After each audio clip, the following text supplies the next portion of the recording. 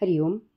भगवान आद्य श्री शंकराचार्यकृत श्रीकृष्णाष्टकम योगदास श्री जय गणेश जोशी यांचे निरूपण. स्तोत्र तिसरे. कदंबसूनकुंडलं सुचारुगंडमंडलं व्रजांगनैकवल्लभं नमामि कृष्णदुर्लभम्.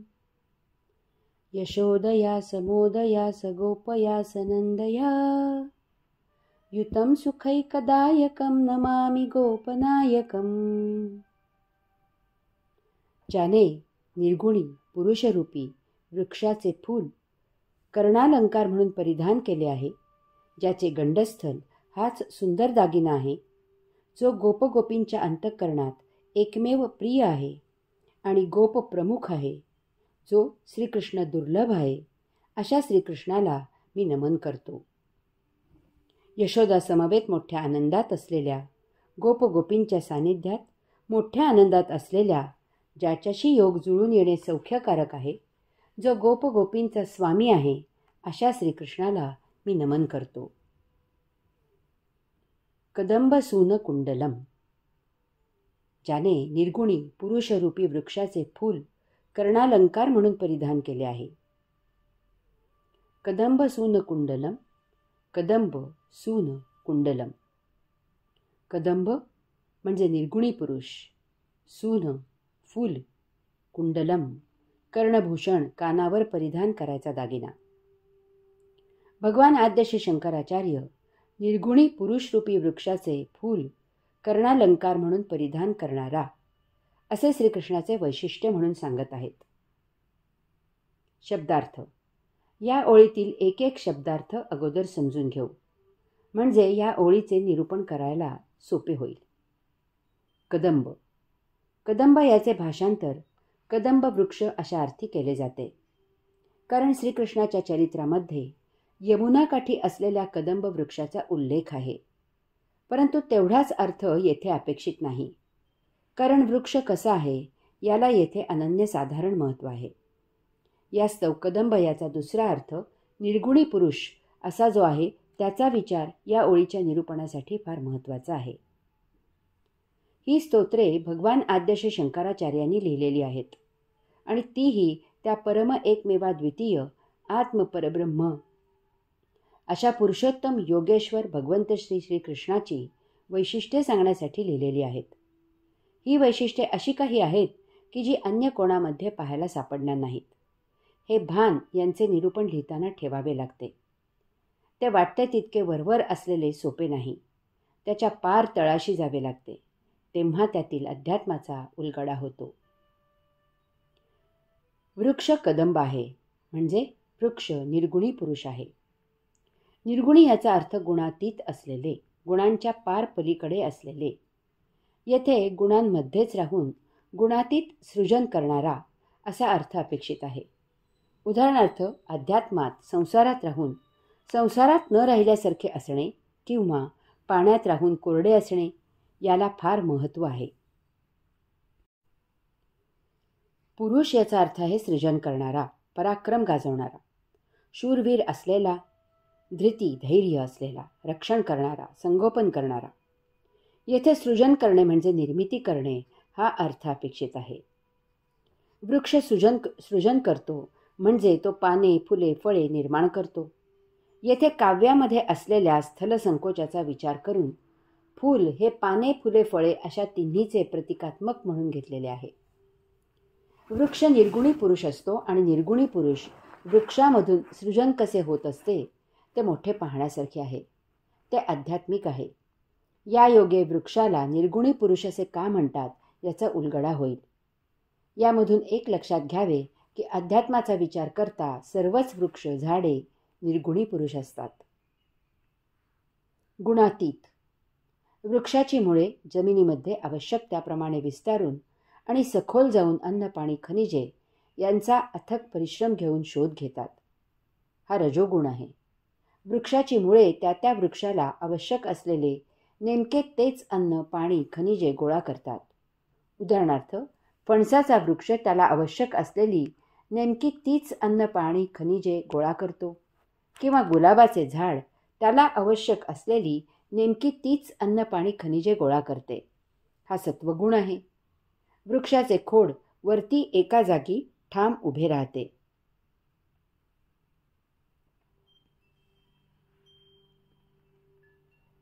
वृक्षाचे खोडाला श्वसनासाठी हवा, तेज आणि संरक्षणासाठी आकाश आपोआपच मिळत असते. हा तमोगुण आहे. यामधून पाने, फुले, फळे यांचे सृजन होते. सृजन पूर्ण झाले की पाने, फुले, फळे पिकतात आणि वृक्ष त्यांना स्वतःपासून विलग करतो, सोडून देतो. ही निर्गुणी अवस्था आहे. या पाने, फुले, फळे यांचा उपयोग तमाम सजीवांना होतो. हे प्रभुकार्य आहे. अशा प्रकारे वृक्ष तुरीय गुणातीत पुरुष असतो असे येथे सांगितले आहे. वृक्षयोगी. वृक्षाची मुळे जमिनीमध्ये आवश्यक त्याप्रमाणे विस्तारून आणि खोलवर जाऊन अन्न, पाणी, खनिजे यांचा शोध घेतात. हा कर्मयोग आहे. अशा प्रकारे अन्न, पाणी, खनिजे यांचा शोध घेताना ते वृक्ष त्यांना पाहिजे असलेलीच तेवढी अन्न, पाणी, खनिजे ग्रहण करतात. उदाहरणार्थ आंब्याचा वृक्ष त्याला आवश्यक असलेली नेमकी तीच अन्न, पाणी, खनिजे गोळा करतो, किंवा जास्वंदीचे झाड त्याला आवश्यक असलेली नेमकी तीच अन्न, पाणी, खनिजे गोळा करते. हा ज्ञानयोग आहे. जमिनीच्या वर वृक्षाचे खोडाला श्वसनासाठी हवा, तेज आणि संरक्षणासाठी आकाश आपोआपच मिळत असते. तो फक्त एका जागी राहून त्याची आराधना करत असतो. हा भक्तियोग आहे. या तिन्हीच्या अतीत फांद्यांच्या टोकाला पाने, फुले, फळे धारण होतात. हे सृजन आहे. सृजन पूर्ण झाले, पाने, फुले, फळे पिकली की वृक्ष त्यांना सोडून देतो. ही मुक्ती आहे. या पाने, फुले, फळे यांचा उपयोग तमाम सजीवांना होतो. हे प्रभुकारी आहे. अशा प्रकारे वृक्ष तुरीय गुणातीत पुरुष असतो असे येथे सांगितले आहे. वृक्ष ऋषी. वृक्ष जन्मतःच शेवटपर्यंत एका जागी ठाम उभा असतो. ऊन, पाऊस, थंडी, वारा, वणवा, कत्तल किंवा अशाबद्दल तो कधीही काहीही तक्रार करत नाही. त्याचे सृजनाचे कार्य शांतपणे सुरू असते. त्याचा उपयोग किंवा दुरुपयोग वाटसरू करत असतात. त्यात कोणत्याही गुणावगुणांचे लोक असतात. तमाम प्राणी जगत त्याचा उपयोग किंवा दुरुपयोग करत असते. वृक्ष याबद्दल कधीही काहीही तक्रार करत नाही. तो सदा व्रतस्थ आणि तटस्थ असतो. जणू काही तो ध्यान समाधिस्थ असलेला ऋषीमुनीच आहे. अशा प्रकारे वृक्ष तुरीय गुणातीत पुरुष असतो असे येथे सांगितले आहे. सून. सून याचा अर्थ आहे कदंब, म्हणजे निर्गुण पुरुष असलेल्या वृक्षामधून निर्माण झालेले फूल. अर्थातच येथे अशा वृक्षापासून निर्माण होत असलेल्या पाने, फुले, फळे या सर्वांचे प्रतिकात्मक म्हणूनच फक्त फुलाचा उल्लेख केला गेला आहे. कारण काव्यात कमीत कमी शब्दात जास्तीत जास्त आशय व्यक्त करायचा असतो. यामधून आपण त्यातील सविस्तर अर्थ समजून घ्यायचा असतो. कुंडलम. कुंडलम म्हणजे कानात घालायचा दागिना किंवा कानावर घालायचा अलंकार.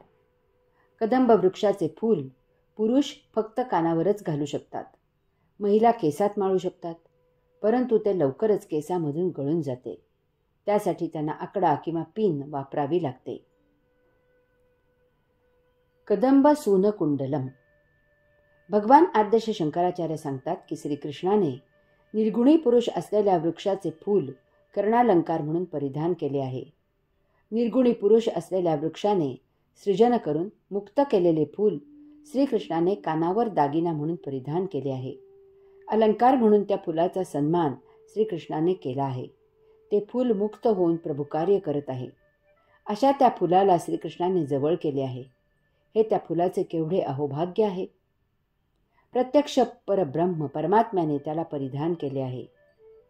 प्रभुकार्य करणारा सायुज्यमुक्त श्रीकृष्णाला नेहमीच प्रिय असतो. कारण त्या अशा मुक्तात्म्यांमुळेच येथे सृजन होत राहते. सृष्टी नियम सुरू राहतो. सृष्टी टिकते. त्यात परिवर्तन होत राहते. वाट चुकलेल्यांना मार्गदर्शन केले जाते. आपण यावरून बोध घ्यायचा आहे. आपणही देह जीवित ठेवण्यासाठी तिन्ही गुणांचा तिन्ही प्रकारे योगाचरणाचा यथायोग्य असा उपयोग जरूर करावा. परंतु ते तेवढ्यापुरतेच असावे. देहधर्म सांभाळण्या इतपतच त्याचा उपयोग असावा. त्यात गुंतू नये, त्यात चव घेऊ नये, त्यात स्वारस्य नसावे. असे केले असता आपल्याला श्रीकृष्ण स्वतः प्रोत्साहन देतो, आपली सर्वतोपरी काळजी घेतो. या योगे आपण सदा आनंदात जीवन जगतो. मुक्त म्हणून स्वमर्जीने विश्वसंचार प्रभू कार्य करत राहतो. भगवान आद्य श्री शंकराचार्य सांगतात की श्रीकृष्णाने निर्गुणी पुरुष असलेल्या वृक्षाचे फूल कर्णालंकार म्हणून परिधान केले आहे. श्रीकृष्णाने वृक्षरूपी निर्गुणी पुरुषाचा फूल हा प्रसाद कानावर परिधान केला आहे. हा आध्यात्मिक प्रसाद आहे आणि तो फार मोलाचा उपदेश करत आहे. यामधून श्रीकृष्ण आपल्याला श्रवण भक्तीचा उपदेश करत आहे. हा उपदेश दोन्ही प्रकारचा म्हणजे योगी आणि मुमुक्षु अशा दोघांनाही आहे. प्रथम म्हणजे योग्यांनी यासाठी सध्या काळाला अनुरूप असे आध्यात्मिक लेखन करावे, प्रवचने द्यावीत, आधुनिक युगाप्रमाणे त्याची पुस्तके ध्वनिमुद्रण उपलब्ध करून द्यावे, जमतील तितकी शिबिरे आयोजित करावीत, श्रवण करणाऱ्यांना योग मार्गाला येण्यासाठी प्रोत्साहित करावे, उद्युक्त करावे. योग्यांनी जमेल तितके परिव्राजक असावे. जितका जमेल तितका जास्तीत जास्त अध्यात्माचा प्रचार आणि प्रसार करावा. मुमुक्षींनी भौतिक नित्य दिनक्रम यथायोग्य करावा. यात कोठेही हेळसांड करू नये. विद्यार्थ्यांनी अभ्यास करावा. गृहस्थींनी संसाराची जबाबदारी योग्य प्रकारे पार पाडावी. ज्येष्ठांनी त्यांची जबाबदारी स्वीकारावी आणि त्याला प्राधान्य द्यावे. हे सर्व करताना कटाक्षाने योगाचरणच करावे. तथापि हे झाल्यावर नित्यदिनी काही वेळ अध्यात्म साध्य करावे. यासाठी जितके जमेल तितके श्रवण वाचन करावे. योगगुरूंना शंका विचाराव्यात. योगगुरूंच्या सल्ल्याने नित्य नियमित योग साधना करावी. यास्तव श्रीकृष्णाचे भजन करावे. भगवान आद्य श्री शंकराचार्य म्हणतात की ज्याने निर्गुणी पुरुषरूपी वृक्षाचे फूल कर्णालंकार म्हणून परिधान केले आहे त्या श्रीकृष्णाला मी नमन करतो. सुचारू गंड मंडलम, ज्याचे गंडस्थल हाच सुंदर दागिना आहे. सुचारू गंड मंडलम. सुचारू गंड मंडलम. सुचारू म्हणजे सुंदर, प्रिय. गंड गाल, गंडस्थल. मंडलम म्हणजे दागिना किंवा अलंकार. भगवान आद्य श्री शंकराचार्यांनी श्रीकृष्णाचे गंडस्थल हाच सुंदर दागिना आहे असे श्रीकृष्णाचे वैशिष्ट्य म्हणून सांगितले आहे. शब्दार्थ. या ओळीतील एक एक शब्दार्थ अगोदर समजावून घेऊ, म्हणजे या ओळीचे निरूपण कळायला सोपे होईल. तसेच अर्थ पाहताना शब्दांचा क्रम मागे पुढे करू, म्हणजे या शब्दांचे अर्थ कळायला सोपे होईल. सुचारू. सुचारू म्हणजे प्रिय, सुंदर. प्रिय आणि सुंदर असे दोन्हीही अर्थ दागिन्याला योग्य असेच आहेत, परंतु यात सूक्ष्म भेद आहे.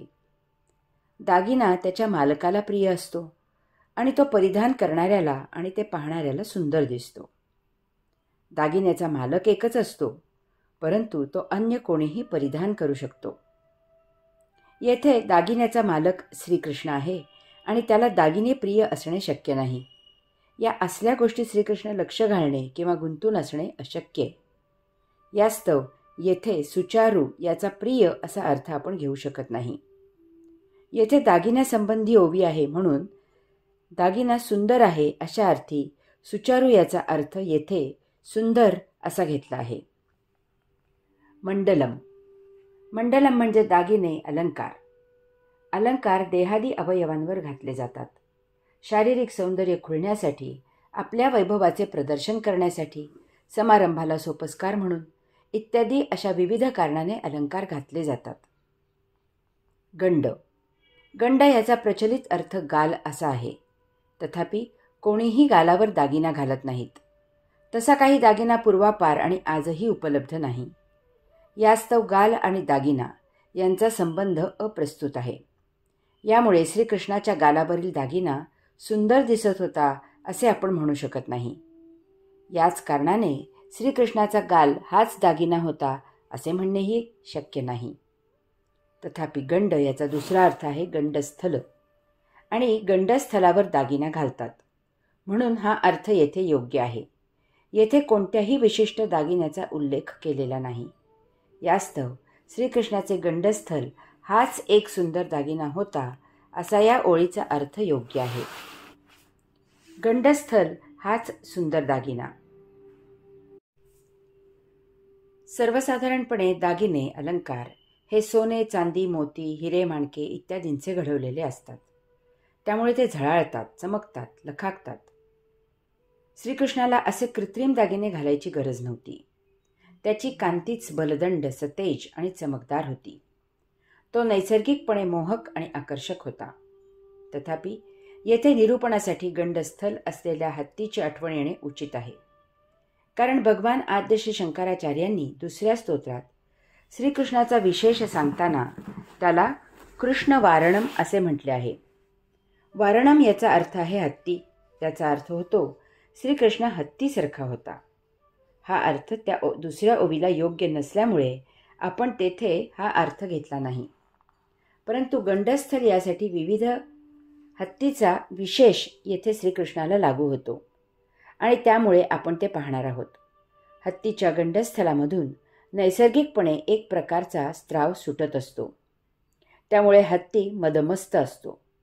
तो स्त्राव वाळून कडक होतो आणि त्याचा मोती तयार होतो. हा मोती मोठा चमकदार असतो. त्या हत्तीचे ते वैभव असते. या मोत्याला बाजारात श्रीमंतांकडून भरपूर किंमत मिळते. यामुळे एकेकाळी पैशासाठी हत्तींना ठार मारून असा मणी विकला जात असे. आता सरकारने या अमानुषपणाला कायद्याने बंदी घातली आहे. भगवान आद्य श्री शंकराचार्य म्हणतात की श्रीकृष्णाचे गंडस्थल हाच सुंदर दागिना आहे. हत्तीमध्ये एकच मणी तयार होतो. त्या परब्रह्म परमात्मा असलेल्या, एकमेव परम चैतन्य असलेल्या, वैश्विक परम महाऊर्जा असलेल्या पुरुषोत्तम योगेश्वर भगवंत श्रीकृष्णामध्ये अशा मण्यांचे घोषच्या घोष असतात. तेथे याच्या लगडीच्या लगडी असतात.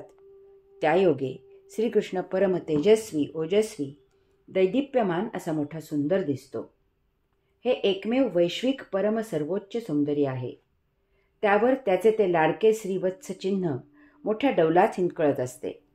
त्यामुळे तर ते बहुमोल मण्यांचे घोष आणि त्या लगडी फारच सुशोभित दिसतात. अशा त्या श्रीकृष्णाचे लावण्य पाहणाऱ्याच्या डोळ्यांचे पारणे फिटते. जसे एखाद्याच्या कातडीचा रंग काळा किंवा गोरा बाहेरून नसतो, तो नैसर्गिकपणे आतून असतो, तसेच हा मण्यांचा घोष, त्या लगडी, ते परम वैश्विक चैतन्य, ते परम वैश्विक सौंदर्य प्रत्यक्ष बाह्यभागी नसते, तर ते नैसर्गिकपणे कातडीचे आतून चमकत असते. आतून नैसर्गिकपणे सौंदर्य खुलत असते. याच्या प्रचितीचे श्रीकृष्ण चरित्रात अनेक दाखले आहेत. उदाहरण म्हणून 1. श्रीकृष्णाचे तमाम गोपगोपींना फार आकर्षण वाटत असे. ते सर्व एका अद्भुत शक्तीने खेचून न्यावे तसे त्याच्याकडे संमोहित होत असत. तो जसे सांगेल तसे ते सर्व वागत असत. 2. बालकृष्णाला ठार करायला आलेल्या महाअगडबंब, महाकाय अशा अनेक राक्षसांना बालश्रीकृष्णाने सहजच लीलया ठार केले. पूतनेचे विष तर प्राशन केलेच, वर आणखी तिचे रक्त पिऊन तिचे प्राण खेचून स्वतःच सामावून घेतले. 3. कंसाच्या भर दरबारात महाकाय असलेल्या त्याच्या मल्लांना यमसदनी पाठवून दिले. कंस तर त्याचे ते दैदिप्यमान रूप सहन न होऊन गतप्राण झाला. 4. शिशुपालाला जन्मतःच 3 डोळे आणि 4 हात होते. तो विद्रूप म्हणूनच जन्माला आला होता. तथापि जेव्हा श्रीकृष्णाने त्याला मांडीवर घेतले तेव्हा शिशुपालाचा 1 डोळा आणि 2 हात गळून पडले. त्याचे विद्रूप पण गेले. पुढे याच शिशुपालाला श्रीकृष्णाने पांडवांच्या भर राजसूय यज्ञात ठार मारले. शिशुपालाच्या सैनिकांची श्रीकृष्णाला पकडण्याची हिंमत झाली नाही. 5. अर्जुन, भीम यांना घेऊन तो जरासंधाच्या महाली बिनधास्त शिरला आणि त्याला गदायुद्धाचे आव्हान दिले. 6. कौरवांकडे शिष्टाईसाठी एकटाच गेला.